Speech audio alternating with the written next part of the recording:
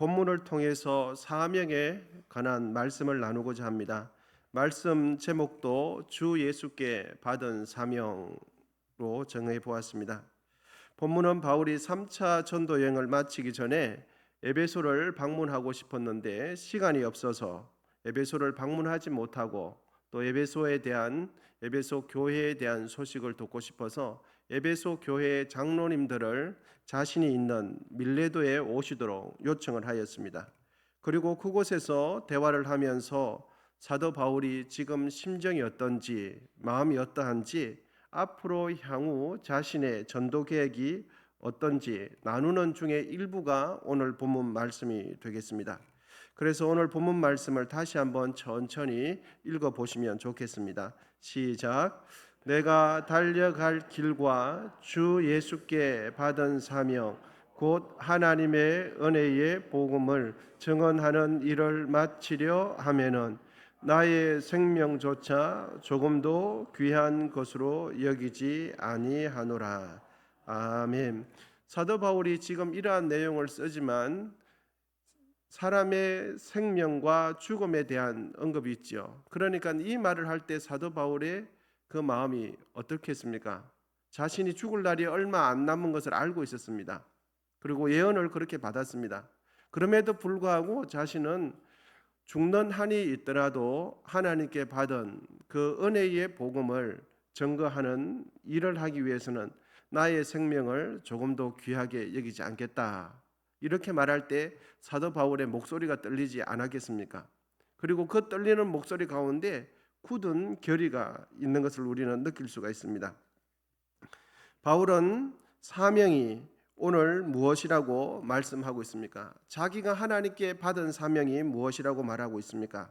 그것은 복음 증거하는 일이 자신의 사명이다라고 천명하고 있습니다. 여러분, 사명은 한자로 이렇습니다.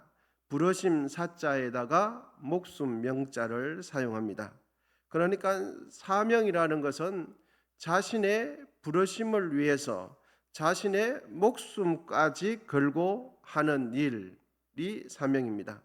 간단하게 말씀드리면 목숨 걸고 하는 일이 사명이다 하는 것입니다. 바울은 자신의 사명을 이야기할 때에 앞에 수식해 주는 것이 있는데 어떤 사명입니까? 주 예수께 받은 사명이다. 이렇게 가르쳐 주고 있습니다. 바울은 자기가 스스로 생각하기에 내가 인생을 어떻게 살면 의미 있게 살 수 있을려나, 또 어떻게 사는 것이 후회 없는 삶인가 스스로 의미를 찾다가 스스로 보람 있는 찾다가 일을 하면 의미가 있겠구나, 이렇게 살다가 내 인생 마치면 내 인생의 가치가 있겠구나 라고 스스로 깊이 생각해서 자기 스스로 결정한 것이 아닙니다. 복음을 전하는 일에 내 목숨을 드리면 가치가 있겠구나 라고 생각해서 자기가 내가 일하면서 살겠다라고 결정한 것이 아니라 바울은 하나님의 부르심을 받았다. 그래서 사명을 이야기할 때 주 예수께 받은 사명이라고 말씀해 주고 있습니다. 여러분, 사도 바울은 로마서 1장 1절에도 자기가 왜 복음을 전하는지를 기록해 주고 있습니다. 예수 그리스도의 종 바울은 사도로, 우리 같이 한번 읽어보도록 하겠습니다. 시작. 부르심을 받아 하나님의 복음을 위하여 택정함을 입었으니. 아멘. 바울이 깊이 생각해서 내 인생을 보다 가치 있게, 하나뿐이 없는 생명을 보다 의미 있게 살기 위해서 어느 걸 선택할까? 어느 게 좋을래나? 이렇게 생각하다가 복음 전한 것이 아니에요. 사도 바울은 하나님의 부르심을 받고 하나님께서 시키는 일을 하는 것이 자신에게 사명이 되었다 하는 것입니다. 그러니까 여러분, 사명이라는 것은 하나님께서 부르시고 하나님께서 시키는 일을 하기 위해서 나에게 허락된 생명이 사명이 되는 것입니다. 이 땅을 살아가는 모든 생명, 모든 사람에게는 사명이 있는 줄 믿습니다. 왜냐하면 하나님의 창조는 우연히 그리고 막무가내 만들지 않고 하나님의 창조하심은 분명한 이유와 목적이 있기 때문에 그렇습니다. 그래서 모든 사람은 하나님께서 창조하셨는데, 그렇다면 이 땅에 있는 사람이 살아있는 동안은 하나님께서 주신 사명이 있다는 것을 우리는 알 수가 있습니다. 그러므로 하나님께서 나를 창조하신 목적대로 이 하루 살아가시게 되기를 축복합니다. 우리의 삶이 바울처럼 하나님께서 주신 사명을 발견하고 그 사명을 충성스럽게 감당하시는 삶을 살아가시는 우리 모두가 되기를 축원드립니다. 예수님 안에서 우리의 사명을 여러분 우리는 발견해야 되겠습니다. 세상에서 세상살이 가운데 내 인생을 내 생명을 바칠 만큼 그러한 세상 속에서 사명을 발견할 것이 아니라 예수님 안에서 사명을 발견하게 되시기를 기원드립니다. 그래서 이렇게 문구를 한번 만들어 보았습니다. 우리 다 함께 외쳐보면 좋겠는데요. 주여, 바울처럼 나도 사명을 발견하는 은혜를 주옵소서. 우리 같이 한번 외쳐보겠습니다. 시작. 주여, 바울처럼 나도 사명을 발견하는 은혜를 주옵소서. 여러분, 우리가 이 땅을 살아가기, 이 땅을 마무리하기 전에 반드시 사명을 발견해야 될 줄 믿습니다. 그것도 내가 이 일하면 좋겠다, 저 일하면 좋겠다가 아니라 우리의 영혼 가운데 하나님 아버지께서 주시는 감동을 주시고 하나님께서 주시는 그 사명을 발견해야 될 줄 믿습니다. 미국의 유명한 잡지인 타임지에 해마다 전 세계에서 가장 영향력 있는 사람 100명을 이 타임지는 한 4월 전후로 해서 선정을 하게 됩니다. 가장 영향력 있는 인물, 전 세계에서 영향력 있는 인물을 100인을 선정하게 되는데, 이 100명 안에 여러 번 포함되었을 뿐만 아니라 2018년도에서는 전 세계에서 가장 영향력 있는 인물 1위로 선정된 흑인 여성 한 명 있습니다. 그 여성의 이름은 오프라 윈프리라는 사람입니다. 그녀가 전 세계에서 가장 영향력 있는 인물이다라고 선정이 되었습니다. 그녀가 전 세계에서 가장 영향력 인물이 될 수 있는 것은 그 해에 골든 글로벌 시상식 연설에서 성폭력과 성희롱 문제에 대해서 강력한 메시지를 전달하면서 전 세계가 그녀가 전해주는 메시지에 큰 감명을 받았기 때문입니다. 그런데 오프라 윈프리의 그 성장 배경을 보면 이렇습니다. 그는 매우 가난한 가정에서 자랐습니다. 그리고 부모 관계가 굉장히 복잡한 사람이 오프라 윈프리입니다. 그리고 부모는 매우 어린 나이에 그를 낳았습니다. 부모가 굉장히 어린 나이에 그를 낳았다는 것은 이유가 있겠죠. 그리고 그는 어머니의 손에 의해서 자라지 않고 할머니와 함께 살았고 어린 시절에 성적 학대를 경험한 여성이 오프라 윈프리입니다. 그리고 그의 내면은 성에 대한 큰 트라우마가 있었습니다. 뿐만 아니라 흑인 여성이었기 때문에 인종차별과 편견으로 인해서 성장기 시절에 심한 고난과 아픔을 겪었던 여성이 오프라 윈프리입니다. 그런데 그녀가 성장해서 자신의 책에 이런 문구를 적었습니다. 책 이름이 이것이 사명이다라는 이 책에 자신의 4가지 인생 철학을 남겼는데 이렇습니다. 첫 번째 보면 이렇습니다. 남보다 더 가졌다는 것은 축복이 아니라 사명이다. 두 번째, 남보다 아파하는 것이 있다면 그것은 고통이 아니라 사명이다. 세 번째, 남보다 설레는 것이 있다면 그것은 망상이 아니라 사명이다. 그리고 네 번째, 남보다 부담되는 것이 있다면 그것은 강요가 아니라 사명이다. 이렇게 그의 책에 남겼습니다. 여러분, 남보다 더 가진 것이 있다면 무엇이라고요? 사명이다. 그리고 남보다 더 많이 배운 것이 있다면 그 배움이 무엇이라고요? 사명이다. 그리고 남보다 인생을 살아갈 때 더 많은 아픔을 겪음했다면 그것은 고통이 아니라 무엇이라고요? 사명이다. 그리고 다른 이들보다 어떤 영역에 있어서 유달리 마음이 쓰이는 것이 있어요. 그것은 그냥 그곳에 내 마음이 가는 것이 아니라 알고 봤더니 하나님께서 주신 뭐라고요? 사명이다.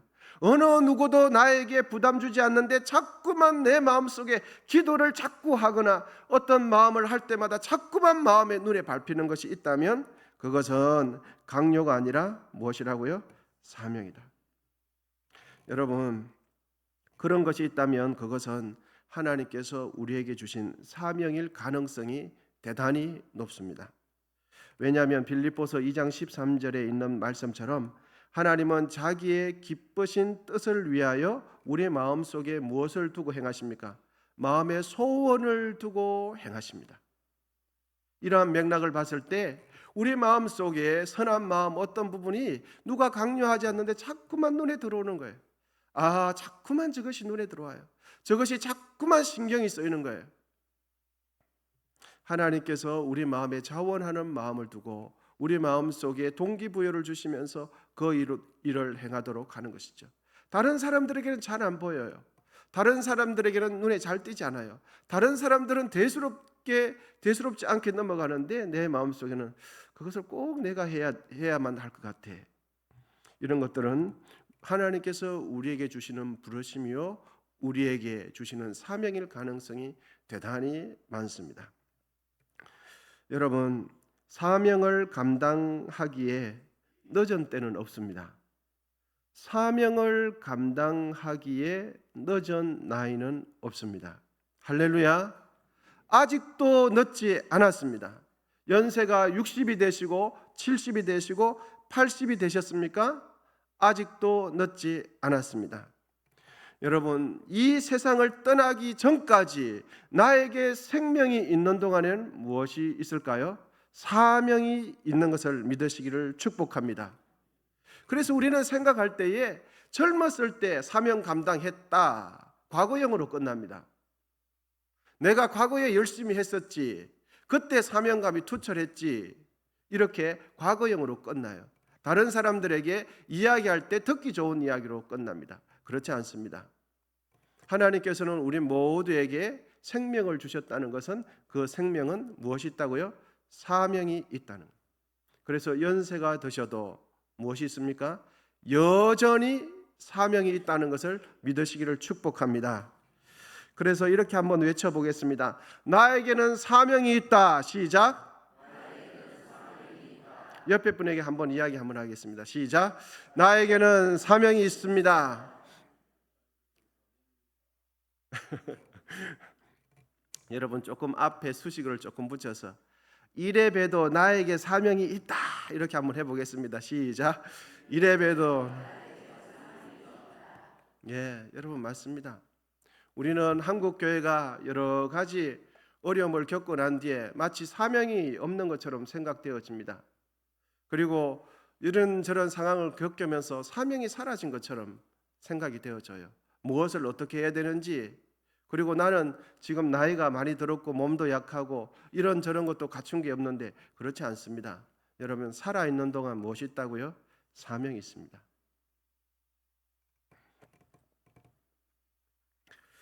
여러분, 그러므로 하나님께서 나에게 주신 사명을 발견하게 되시기를 축복합니다. 그리고 사명을 발견하시고요, 그 사명을 위해서 내가 감당할 수 있는 만큼 기도하면서 기쁨으로 감당하게 되시기를 축복합니다. 사도 바울이 참 훌륭했던 점은 그는 하나님께서 자신에게 주신 사명을 감당하는 삶을 자신의 목숨이 끝나는 그 순간까지 변함이 없었어요. 사도 바울을 정말 대단한 사람 아닙니까? 지식적으로도 부족함이 없었고요, 가문적으로도 부족함이 없었습니다. 그리고 성령의 은사적으로도 부족함이 없었습니다. 그런데 그가 열심히 70까지 80까지 살다가 나 사명 감당 다 했어, 그렇게 인생을 마치지 않았습니다. 죽는 그 순간까지 하나님께 받은 사명을 위해서 자신의 호흡이 이 땅에 한 호흡 남은 그 순간에도 사명 감당하기를 조금도 아까워하지 않는다라는 말씀을 남겨주고 있습니다. 여러분, 우리에게 사명 감당하기에 늦은 시간 없는 줄 믿으시기를 축복합니다. 교회에서 정한 법은 은퇴는 있어도 사명 감당하는 데 있어서 은퇴는 없습니다. 할렐루야. 하나님 앞에 기도하고 하나님 앞에 교회 섬기고 주를 사랑하는 이곳에 여러분 은퇴 있습니까? 은퇴 없습니다. 그러므로 우리 모두 나이가 젊든지 연세가 계시든지 건강하든지 병석에 누워 계시든지 우리가 이 땅에 살아있는 동안 한 호흡 그 마지막까지 하는 순간에 나에게 사명이 있다. 이것이 깊이 생기셔서 나에게 주어진 환경 속에서 위치 속에서 잘 사명을 감당하게 되시기를 축복드립니다. 이 땅에 살아가는 동안 가장 가치 있는 삶은 하나님께서 나에게 주신 사명을 감당하면서 하루하루 살아가는 것인 줄 믿습니다. 그러므로 우리 모두 하나님께서 나에게 주신 사명을 발견하시고 그 사명을 위해 열심히 기도하면서 이 하루 우리의 삶을 살아가게 되시기를 축복합니다. 이 시간 다시 한번 외쳐보겠습니다. 나에게 사명이 있다. 당신에게 사명이 있습니다. 우리 모두에게 사명이 있습니다. 할렐루야. 여러분, 이 사명감을 가지시고 오늘 한 날도 믿음 안에서 승리하게 되시기를 축복합니다.